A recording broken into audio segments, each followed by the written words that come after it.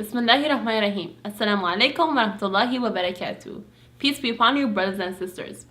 Welcome back to the Muslim Commerce channel. One of the biggest challenges newly practicing Muslims have to face is eating halal. Why, do you ask? Well, that's because people love their food and it's a hard thing to take away the food that they're used to eating.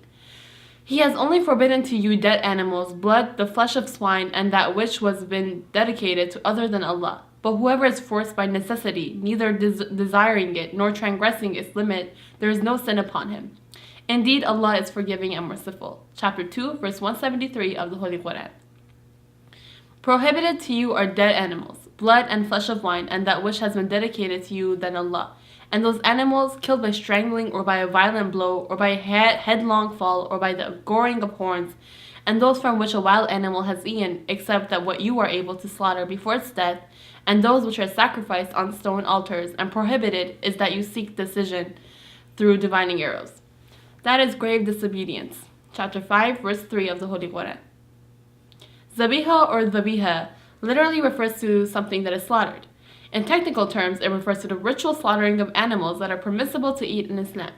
Once the ritual slaughtering is done, the meat of the animal is permissible to cook and eat as long as the animal is not forbidden to eat from the get-go. For example, ritually slaughtering a pig, dog, or cat does not make it halal to eat. The animal has to be okayed by Islam before the ritual slaughter is even valid.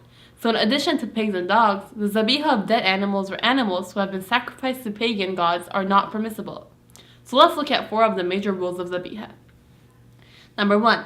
The zabiha must be done by a sane adult Muslim. A minority of scholars within the school of al-Bayt, however, believe that the animal can be slaughtered by anyone from al-kitab, that is, a Jew or a Christian. The tendency to accept meat slaughtered, not electrocuted, by the al-kitab is more popular among Sunni Muslims. Number 2. While slaughtering the animal, one must say the name of God as the Quran says. Therefore, eat of that on which Allah's name has been mentioned if you are believers in His communications. Chapter 6, verse 118 of the Holy Quran. Number 3. One must let the blood of the animal drain out. Number 4. The slaughtering must be done by hand. The cut should be made on the neck. And when slaughtering an animal, Muslims usually give the animal water to drink and cover its eyes so that it doesn't see the knife. Muslims also sharpen the knife and make sure that it is big enough so that it gets killed as quickly and as painlessly as possible. Muslims also commonly face the animals toward the Qibla when slaughtering it. When meat is properly slaughtered, it gets labeled as Zabiha. A question that often gets asked is the following: are all Zabiha or Halal labels that I see really halal? Well, it depends. According to a school of al-Bayt, the animal must be hand slaughtered. Other schools of thought in Islam permit animals to be slaughtered by robots and machines in factories. Although the meat may be halal according to them, it is not halal by Shia standards.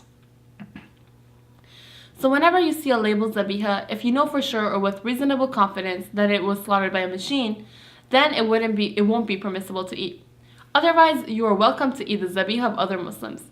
In some Western cities, people are blessed with many halal options. There are halal restaurants and halal meat markets everywhere, but for some, they aren't so lucky. Sometimes there are no halal restaurants or halal meat markets anywhere nearby, so what is one to do? Well, there are still options. First, you can always opt for fish or vegetarian menus at restaurants.